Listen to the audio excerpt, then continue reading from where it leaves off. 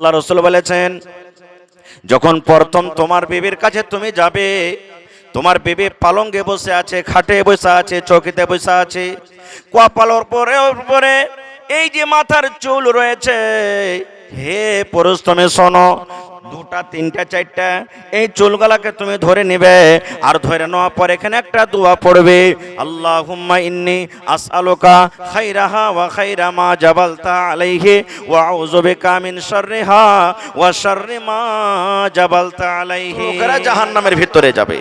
এবার জাহান্নামের ভিতরে আগুনটা কেমন আছে আমি খুব শর্টে বলছি। আল্লাহর নবী বলেছেন, আল্লাহ রাব্বুল আমিন ফেরেশতাদেরকে ডাক দিয়ে বললেন, কোন ফেরেশতা?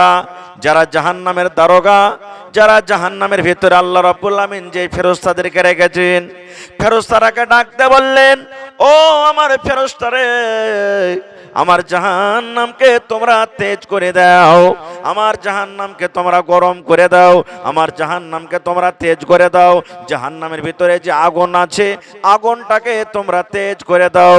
ওরে সুবহানাল্লাহ। আচ্ছা একটা কথা বলেন তো, এই যে কামার কামার কামার বুঝছেন তো আপনারা? কামার যারা কৈদল, হাসু, কায়দা এগুলা বানায়, ওই কামারের বাড়িতে যখন দেখবেন লোহাকে যখন লাল করা হয়, গরম করা হয়, এরকম ভাবে একটা হাতে ওরা টানে দিয়ে ফুঁক দেয়। আমরা আমাদের বিহারে আমরা ওকে ভাতে বলছি, আপনারা কি বলেন? চকুয়া। হ্যাঁ, ওই দেখবেন যত টানবেন অত কয়লাটা গরম হবে, লোহা পুড়বে, লাল হবে। বন্ধুরে আমার, আল্লাহ রাব্বুল আলামিনের আদেশে ফেরেশতারা জাহান্নামে ফুঁক দিতে শুরু করলেন। আগুনে, জাহান্নামের ভিতরে যে আগুন আছে, ফুঁক দিতে শুরু করলেন। কতদিন ফুঁক দিলেন?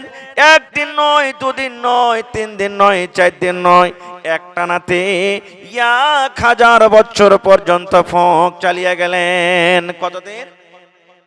কতদিন ফুঁক দিলেন? 1000 বছর পর্যন্ত ফুঁক দিলেন। যেদিন 1000 বছর হয়ে গেল, আগুনের রং একবারে জাহান্নামের ভিতরে লাল হয়ে গেল। দাও দাও দাও দাও করে জাহান্নামের ভিতরে আগুন জ্বলে। এইবারে ফেরেশতা বললেন, আল্লাহ, জাহান্নামের ভিতরে আগুন লাল হয়ে গেছে, দাও দাও দাও দাও করে আগুন জ্বলছে। 1000 বছর পর্যন্ত আমরা আগুনে ফুঁক দিলাম। আল্লাহ রাব্বুল আমিন বলেন, ফেরেশতারে, আমার গুনাহগার বান্দা বান্দি, আমার পাপী বান্দা বান্দি, যাদেরকে আমি আল্লাহ রাব্বুল আমিন শাস্তি দেব, এখনো শাস্তি দেওয়ার মতন কিন্তু আগুনটা হয়নি। যাও যাও যাও, আরো 1000 বছর পর্যন্ত তোমরা ফুঁক চালিয়ে যাও। ওরে সুবহানাল্লাহ।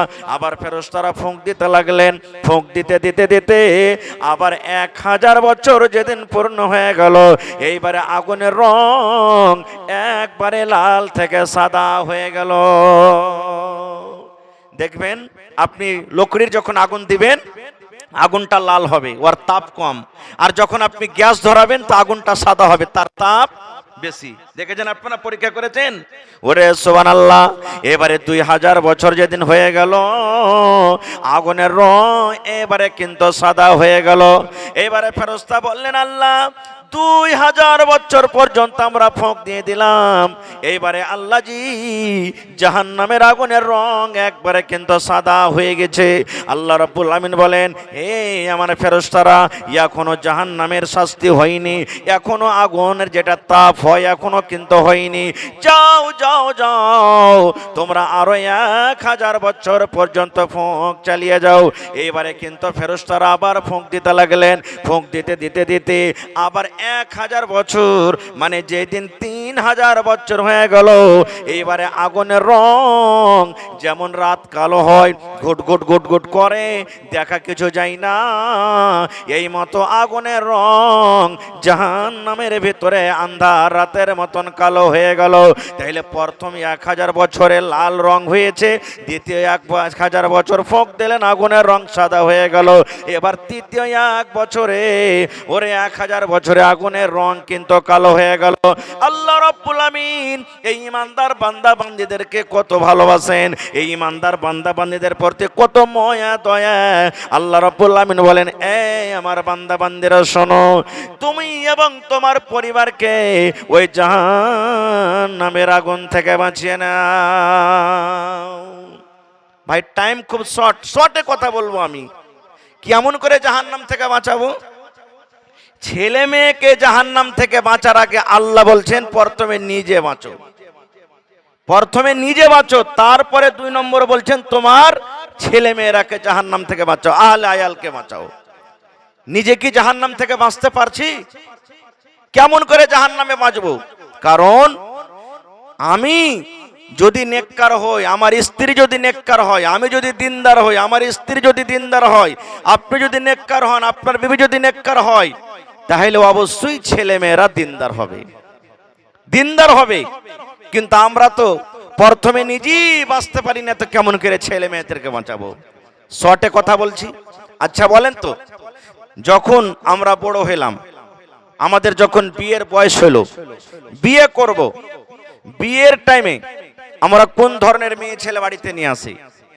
এবং সাথে সাথে একটা প্রশ্ন আর করি আপনাদের এলাকাতে, যখন ছেলে মেয়েদের যখন বিবাহ শাদী হয়, ওই টাইমে শ্বশুরের বাড়ি থেকে, শ্বশুরের কাছ থেকে গাড়ি বা টাকা লেওয়া দেওয়া হয় ভাই? এগুলো জোরে বলেন হয়? একটু জোরে বলেন হয়? এখানে তো শরীয়তকে খাট্টা করে দিলাম, এখানে তো দিনটাকে আমরা মার্ডার করে দিলাম। নবীর হাদিস কি আছে?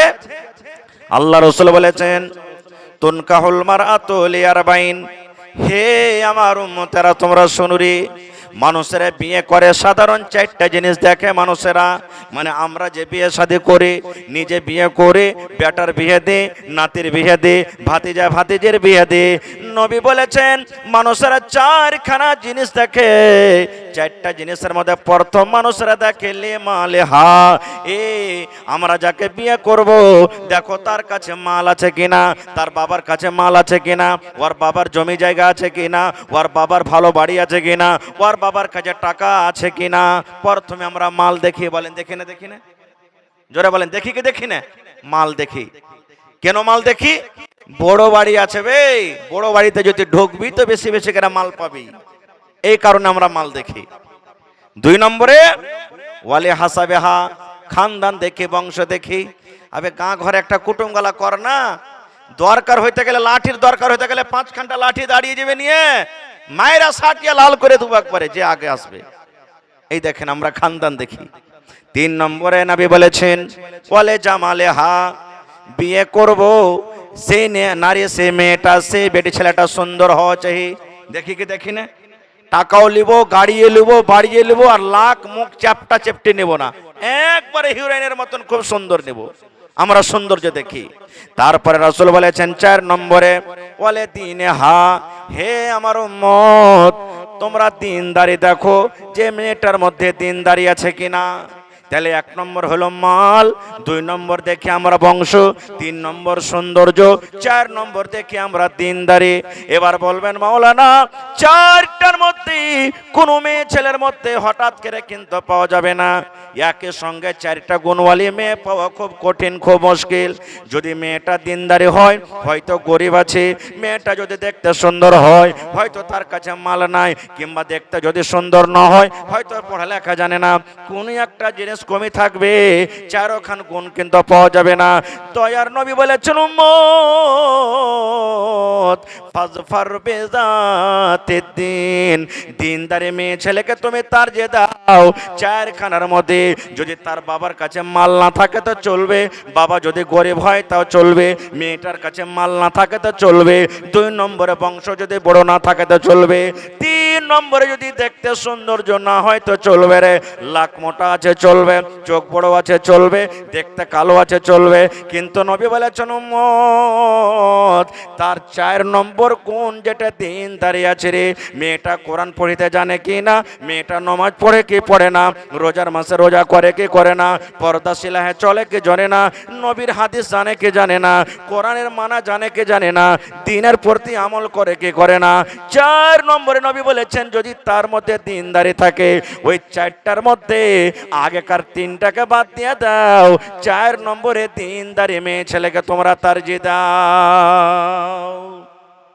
কিন্তু আমরা কাকে তারজি দিচ্ছি? পড়ালেখা হোক বা না হোক কে চলবে।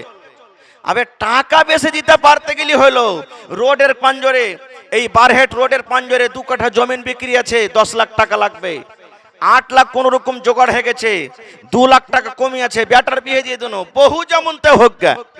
2 লাখ টাকা 3 লাখ টাকা চাহাবি, 1 লাখ টাকা বিয়েতে খরচ করব, 2 লাখ টাকা বাঁচবে, জমিন খানটা কিনা হবে। এই তো আমাদের ব্যাপার। এইখানে তো আমরা 3 টাকা মার্ডার করে দিলাম। প্রথমে দিনদার নেককার বিবিকে বাড়িতে নিয়ে আসা উচিত ছিল, কিন্তু আমরা নিয়ে এলাম না। এই জায়গাতে কেমন করে জাহান্নামের আগুন থেকে বাঁচবো? আর একটু আগে চলেন। এবারে বিয়ে শাদীর কথা আমি বলতে যাব না, টাইম খুব কম। এবারে বিয়ে হয়ে যখন স্ত্রীটাকে বাড়ি আনলাম, বাড়িতে যেদিন আমাদের প্রথম বাসর ঘর, বিবির কাছে যখন আমরা যাব, একটা দোয়া পড়তে হবে। কি দোয়া? আল্লাহ রাসূল বলেছেন, যখন প্রথম তোমার বিবির কাছে তুমি যাবে, তোমার বিবি পালঙ্গে বসে আছে, খাটে বসে আছে, চৌকিতে বসে আছে, কপালের পরে এই যে মাথার চুল রয়েছে, হে পুরুষ তুমি শোনো, 2টা 3টা 4টা এই চুলগুলাকে তুমি ধরে নেবে, আর ধরে নেওয়ার পর এখানে একটা দোয়া পড়বে, আল্লাহুম্মা ইন্নী আসআলুকা খাইরাহা ওয়া খাইরা মা জাবালতা আলাইহি ওয়া আউযু বিকা মিন শাররিহা ওয়া শাররি মা জাবালতা আলাইহি। এই দোয়াটা পড়িতে হবে। কয়টা লোক দোয়াটা জানি ভাই? দোয়াটা শেখারও চেষ্টা করি নাকো, কেমন করে দোয়াটা পড়বো জানি নাকো। তারপরে রাসূল বলেছেন, উম্মত এবারে যখন তোমার বিবির সাথে মিলামিশা করবে, শুধু প্রথম রাতে নয় রে, যতবার জীবনে তোমার বিবির সাথে তুমি মিলামিশা করবে রে উম্মত, যতবার তোমার বিবির কাছে তুমি যাবে, তোমাকে বিবির সাথে মিলন করার আগে একটা দোয়া পড়িতে হবে। কি দোয়াটা পড়িতে হবে? বিসমিল্লাহি আল্লাহুম্মা জান্নিবিনা শাইতান ওয়া জান্নিবিশ শাইতানা মা রাযাকতানা। বিসমিল্লাহি আল্লাহুম্মা জান্নিবিনা শাইতান ওয়া জান্নিবিশ শাইতানা মা রাযাকতানা। নবী বলেছেন, যখন যখন তোমার বিবির সাথে তুমি মিলন করবে, মিলন করার আগে আগে তোমাকে দোয়াটা পড়িতে হবে।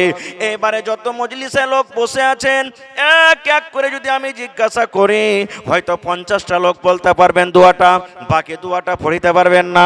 হে মুসলমান, কার 40 বছর বিয়ে করা হয়ে গেল, কার 10 বছর বিয়ে করা হয়ে গেল, কে 5টা ছেলের বাবা হয়ে গেল, কে 10টা ছেলের বাবা হয়ে গেল, জীবনে একদিনও দোয়া পড়লেন না, বিনা দোয়াতে বিবির কাছে চলে গেলেন।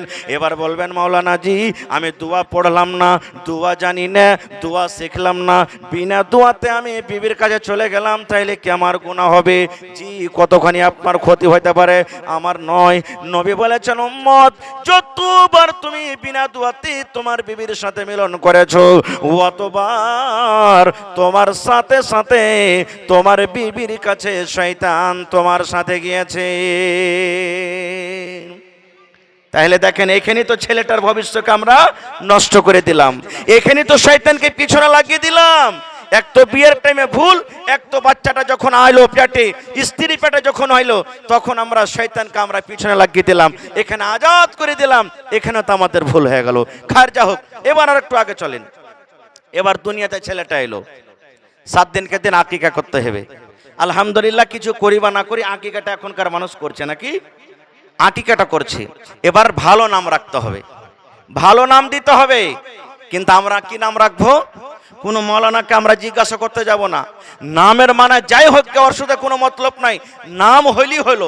এই যে মোবাইলে আমরা দেখছি, কার নাম রিঙ্কি, কার নাম পিঙ্কি, কার নাম টগরি, কার নাম কুড়ানি, কার নাম ঝেটনি, কার নাম ভল্টু, কার নাম পল্টু, কার নাম পটেল, কার নাম রিঙ্কু, কার নাম পিঙ্কু। এই যে দেখেন, নাম নাম রাখি না। আল্লাহর নবী বলেছেন, উম্মত আল্লাহ রাব্বুল আমিনের নিকটে সব থেকে উত্তম নাম হলো রে আব্দুল্লাহ, আব্দুর রহমান। এই জন্য যখন তোমরা নাম রাখবে, আব্দুল্লাহ, আব্দুর রহমান দিয়ে রাখো, কিংবা কোন নবীদের তোমরা নাম রাখো, কিংবা সাহাবায়ে কেরামের নাম রাখতে হবে, কিংবা আল্লাহ রাব্বুল আমিনের যেগুলা সিফাতি নাম আছে, ওই সিফাতি নাম দিয়ে আমাদের ছেলেদের মেয়েদের নাম রাখতে হবে। আব্দুল্লাহ রাখতে হবে, আব্দুর রহমান রাখতে হবে, আব্দুল সাত্তার রাখতে হবে, আব্দুল সামি রাখতে হবে, আব্দুল বাসির রাখতে হবে। এই করে করে আল্লাহ রাব্বুল আমিনের সিফাতের নামের সাথে আব্দের সাথে আমাদেরকে লাগাইতে হবে। অর্থাৎ যেই নাম আপনি দুনিয়াতে রাখবেন, কিয়ামতের দিন ওই নাম এবং তার বাবার নাম ধরে কিয়ামতের দিন ডাকা হবে।